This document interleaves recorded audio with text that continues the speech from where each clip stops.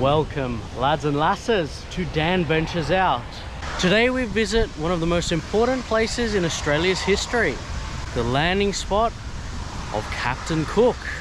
We learn a little bit about his voyage, check out some of the memorials here, and we visit a few other places in Kurnell, including the lighthouses and a few beaches, and also checking out the walking tracks.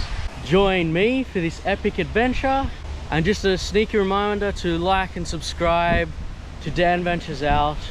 And without further ado, let's get to it.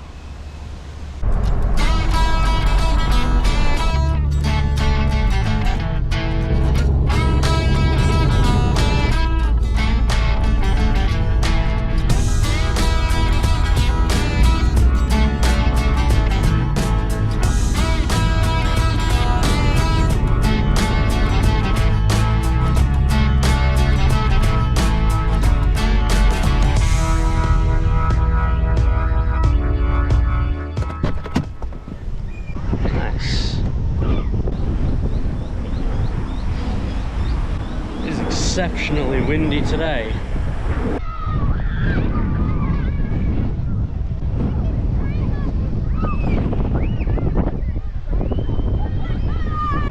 Well, it seems I picked a rather noisy day to come out here today. We've got a school excursion at the park there, and it looks like another one over here. They're out swimming. But I wanted to show you this part of Botany Bay. We've got over yonder there, we've got all the shipping containers and the docks, the main docks for Botany Bay. Just over that away, we've got Sydney Airport, the biggest airport in probably all of Australia. And then we have the city almost just between the two of them. I'm a little surprised though, it's very hard to see. There's a lot of smog out today, it looks like. And we're gonna head on that away to get to the point, hopefully. Right, I think I've found a path that should take me to the point here. So I'm gonna take it and see how we go. So I'm making my way to Bonner Point, I do believe it's called, which will also be right next to Kurnell Beach. We'll quickly check that out. It's a little more sheltered on this side here, and you can see all the bay from here as well. So we've got some obstacles up ahead here. Oi. Very close to the water here. Don't get my toes wet.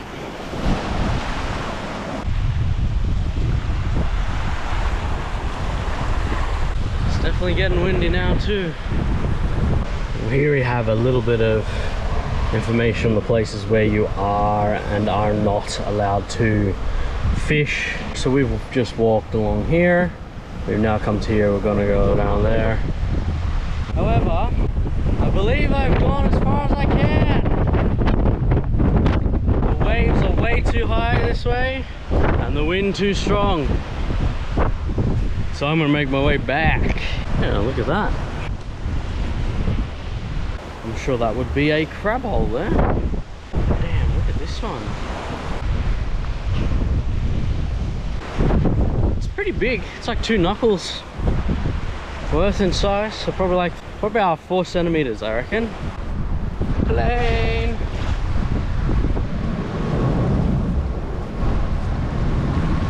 So just here,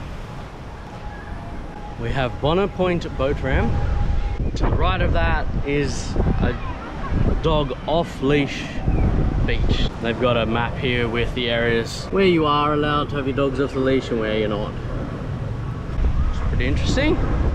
Here we have a much better view of all the shipping containers at the docks, which I believe is Port Botany, thinking about it again. Alright, on to the next spot.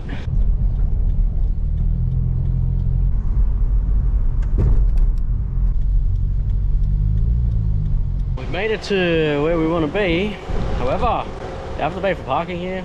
Pretty good. Secondly, the car park I want to actually park at is blocked off with construction. So now I have a lot more walking to do to get to where I want to go. Oh, there's a kookaburra, hang on. Right in front. That's cool. Yeah, so I'm gonna have to walk across the fields here and go along the water's edge to get to where I'm wanting to be. That's alright, we'll get there. But first, a quick dunny break. Alright, so here we have one of our memorials. This one is to Daniel Solander, who is the first university educated man to set foot on Australian soil, according to the information here.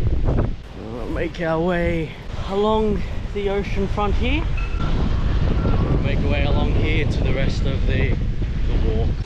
Well, here we have a few little bits of information. Mostly they're quotes and history of the native Australians, the Aboriginal people. So the Darawal people and the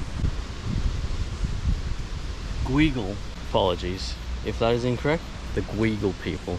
In some of the displays here they have the artifacts and other cool information as well.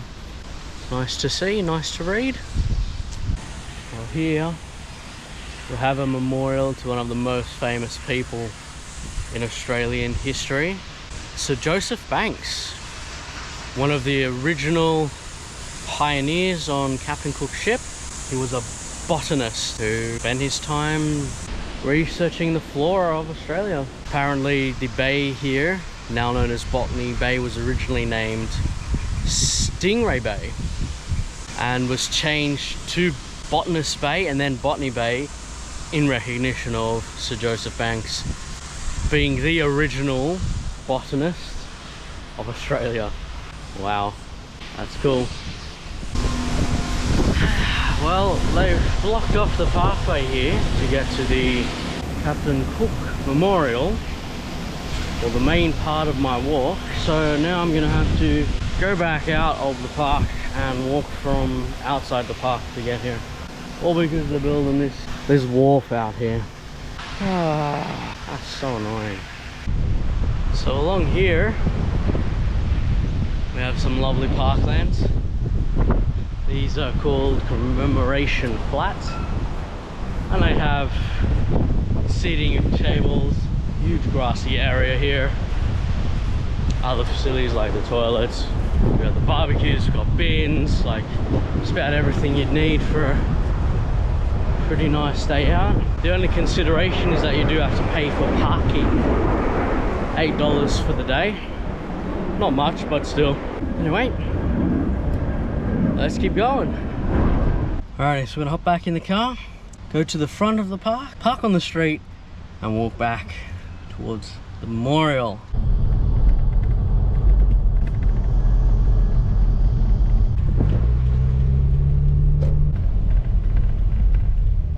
Apparently all this construction here is to replace existing wharves, or to update them or refurbish them. So that's why they have blocked off all that area over there. I'm really hoping I can get around it on this side. Guess we'll see. Well, no. This side's blocked off too, apparently. Here we have where they're doing construction in this blue area. Out to the wharf. The monument's here, and apparently the walking path is along here to get to it. They don't make it easy, do they? The memorial's just over there, but it is completely blocked off by construction. Can't even get to it from the beach. I'll have to just trudge through the bush to get there. Like, what I don't understand is if they're doing work on the wharf, why they need to block off the path? Like, it makes no sense whatsoever. Anyway, there's nothing I can do about it, obviously. Follow the damn trail. Apparently this is my walkway, right next to the fence. Now I intended to be recording myself walking along the water's edge, getting to the memorial here, but that has also gone to doo-doo. That's my view to the water's edge. Literal garbage bins. What a shame, there was no information about this online either. They were doing all these construction out here and they blocked off the paths. Anyway, we're gonna keep going, try to get to our memorial site.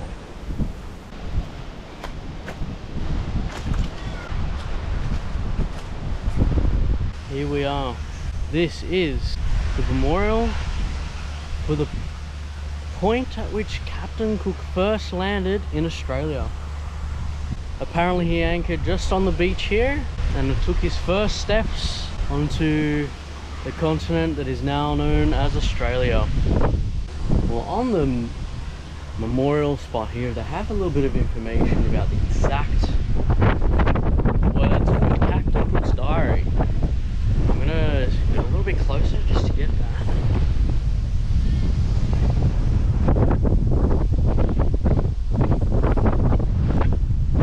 Basically it's saying the exact points at which Captain Cook landed his ship, the Endeavour, on Australian shores.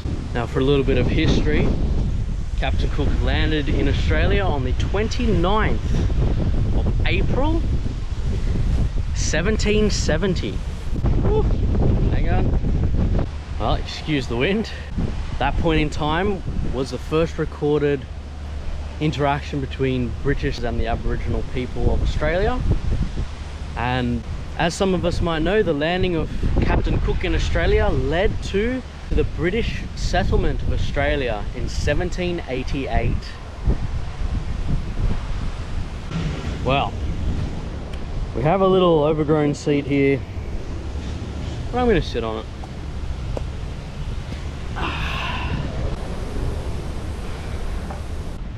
So according to our history, Captain Cook, Sir Joseph Banks and his crew stayed in Botany Bay here for about a week, collecting water, food, timber, as well as plant specimens. So even though Captain Cook and his fleet recommended to the British people that Botany Bay was a good point for settlement, in 1788, when the first fleet came to settle in Australia, they came here and decided it wasn't a good spot, and they settled instead at Port Jackson. And it was the first point in Australia's history where the European people ever settled here, and that obviously led to the Australia we know today. So here we have Captain Cook's well. Each one of these green hull brace looking structures has a few words from Captain Cook's diary.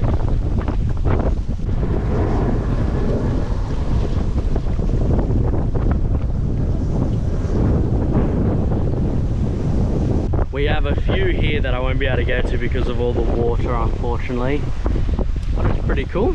But it's right on a rock pool section here. Pretty awesome indeed. Whoa, the wind's picking up.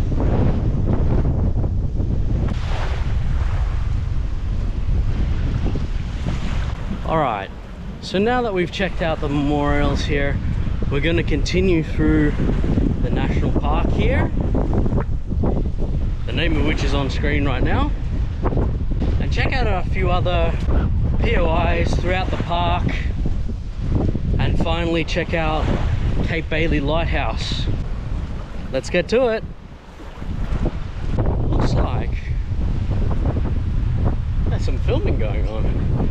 There's a film truck, there's big cameras, big lights, makeup on the table there. They must be doing some kind of filming.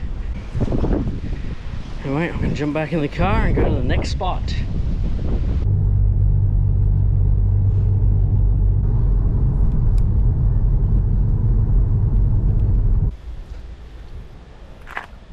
Here's me hat. First stop along our next part of the trip is called the Steps. Go check it out. I guess that's why they call it the Steps. There looks like there's a few. We're going down the steps to the steps to see what it's all about. Oh my gosh, it is tight.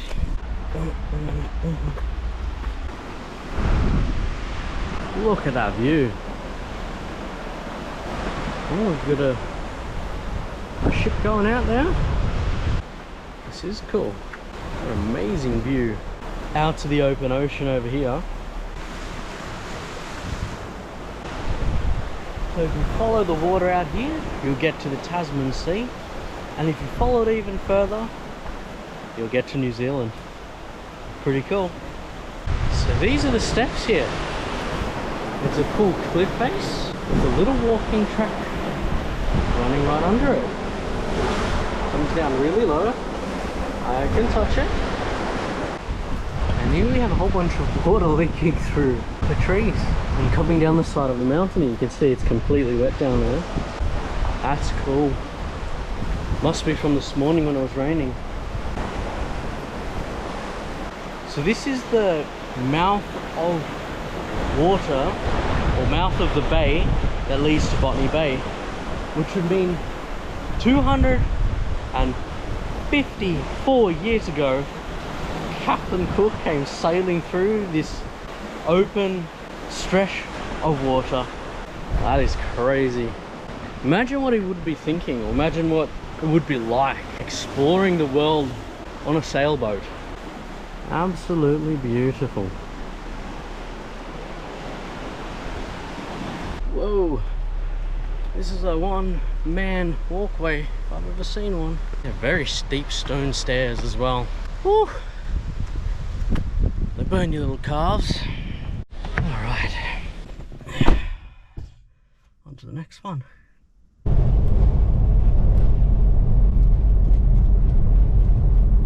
Wow, we had our next stop here. It's called Cape Solander, after Daniel Solander from the First Fleet. And here it is.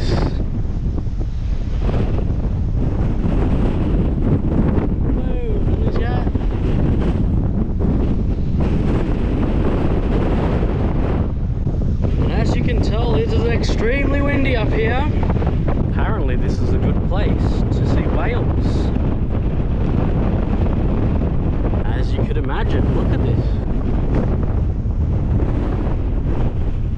The rocky capes over that way. Straight out this way towards New Zealand. There's a ridiculously strong wind here though. I've taken off my hat, shoved it on my arm so I don't lose it. My glasses are moving even. It is that strong. Woo! Well, we've got a little sheltered spot here that has a bit of information about Daniel Solander. All that he did in his life, his legacy, some of the plants that he named and discovered, and then we have also wildlife information. Dolphins, seals, whales. There was also bird life there too. Wow. Awesome. So there is a big track all the way to the lighthouse. And this track will take me 3 kilometers each way, 60 minutes each way. I believe there's a quicker way, so I'm going to try it. Involves a little more driving, but a lot less walking, which is what we like.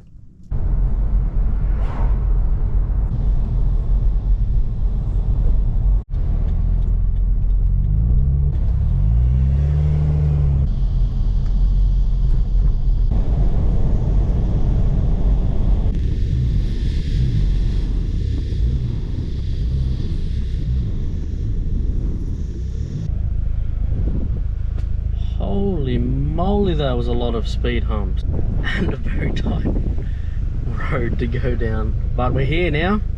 Let's start our trek. I'm gonna put on the sunshade. 1 sec. Alright. Sunshade's up. Let's go! So this is part of Cape Bailey track as well. And this part of the track is known as Potter Point. Now here we have the map. 15 to 30 minutes, 1.4 Ks. That's a win. Half the distance. So let's go. Look at that. A pathway this time. It's gravel. And I do believe we'll get out to the coastline very soon. Gonna go over to the coast here real quick and see what we can see. Looks like the water actually gets up this high. Looks like the water has slowly eroded these rocks here. Very interesting. So I'm not going to get too close. I don't want to get washed out to sea.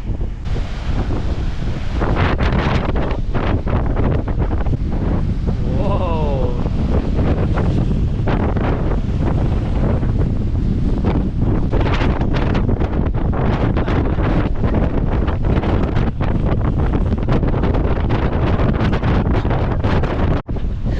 Well, that was cool. Very, very, very windy down there. It was pushing me around a little bit. One thing about this path is I actually don't know where it is. See any markers? Could be some markers over there, maybe. Yeah, I think I was right. It looks like there's a marker over here. There we go. The lighthouse is 1 kilometer from here now. Looks like we've got some hill to go up now. Bit of a shame, but it also means we'll be going downhill on the way back, which isn't the worst thing in the world, is it? All along the walk here, there's heaps of little trails where people have wandered off the path, going towards the cliff faces and the light to check them out. And you know what? We're gonna do the same here too, because those cliff faces look pretty amazing. Let me show you. Slowly worn away from millions of years of rain and wind, and possibly even the sea crashing against them. It's really rather beautiful. And you can see over this direction, they're almost like lined or stacked on top of each other on a diagonal, and that's the way it's been wearing away. To me, that is really, really beautiful. Look at this stone here. Big enough to even lie in if you needed to. Sandstone here, slowly wearing away. Nice. I really hope the camera picks up how beautiful these stones are. They all are sparkling in the sunlight here. How lovely. The lighthouse is back there, somewhere. We're getting there, guys, we're getting there. Well, now what do I do? I've got a path going this way. I've got a path going that way. The signpost has been ripped off its hinges. I think I'll go the worn path. Really hope this path goes to the lighthouse, because it's getting close, but I'm not going towards it at all yet. You can see it up there on the left. My path is barely going that direction at all. Fella on this push bike coming along here. Oh wow. I just found a little walking track off the edge of the path. Let me hold my hat.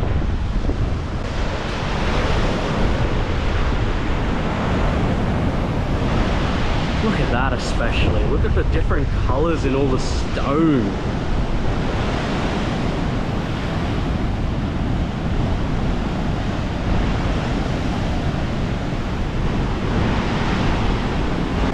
That is beautiful. I don't know if you could quite tell how far that cliff was down to the ocean. I would estimate at least 20 meters of wear and tear down the cliff face over how many years I couldn't even guess. Oh wow, that was nice. We have the lighthouse. We are almost there. There's the little track up to the lighthouse. It looks like if you took the other track, the whole way is boardwalks. And the track up to the actual lighthouse is tiny. So we'll see if we can get up there. If not, there is some information here for us to read anyways. Cape Bailey Lighthouse was established in 1950 Has a range of 10 nautical miles, which is 18.5 kilometers. Apparently is powered by solar panels. Well, that's cool. And I did read as well that it is still in use. Anyway, let's see if we can get up here. It is a tight little track, and sand no less. Okay, path widens here a little bit. It's like climbing a huge sand dune. And here we are. Wow. You know what? It is actually very small.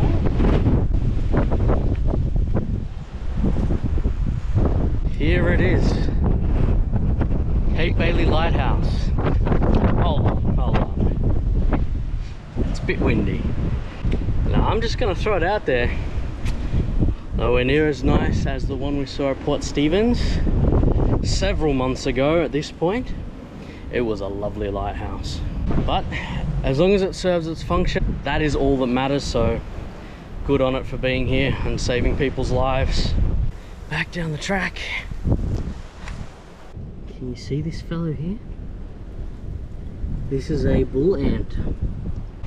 This bull ant here is probably about 3 centimeters long and has huge pincers. They have the worst bite of any ant. They sting.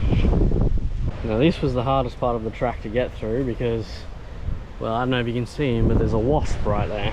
So we're gonna sneak on through.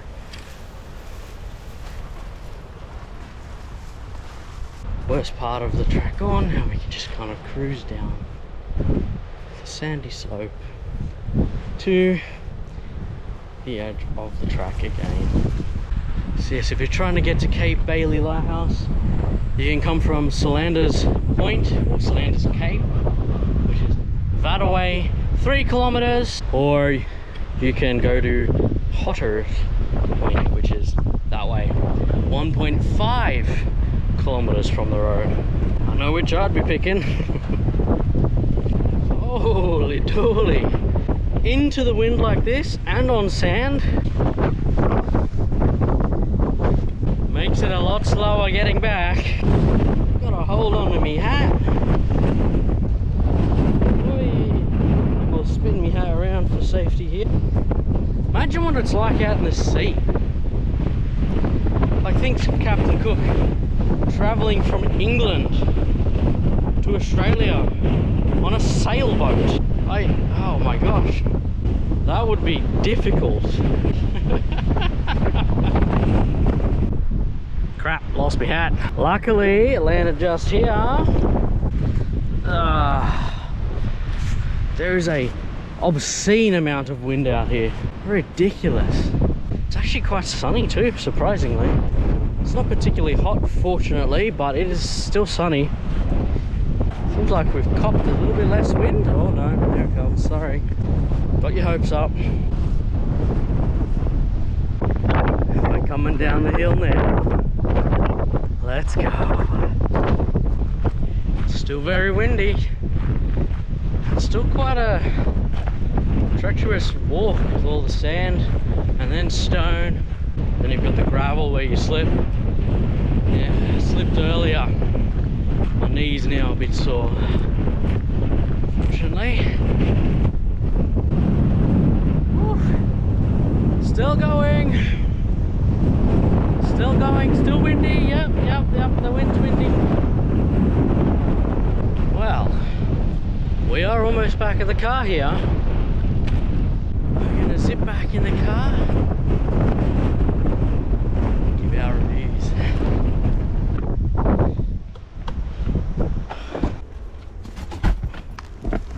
I bet that's more quiet for you guys, as well as me.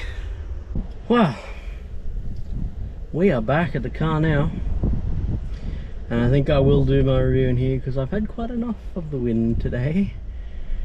Starting with this morning, I did like the walking tracks out at Coronel. Yeah, very nice. Plenty of walking tracks, good amount of facilities. Only one set of toilets at the moment because of the construction, and the construction also makes the trip rather annoying. You can't go along the memorial walk at all.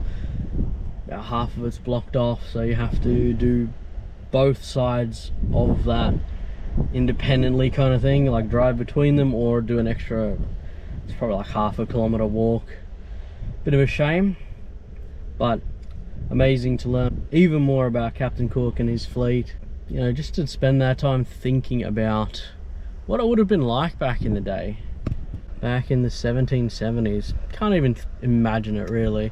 250 years ago, just about. Yeah, crazy. Anyway, also enjoyed going through the other parts of the park here, Solander's Point, the steps, and seeing the other walking tracks as well.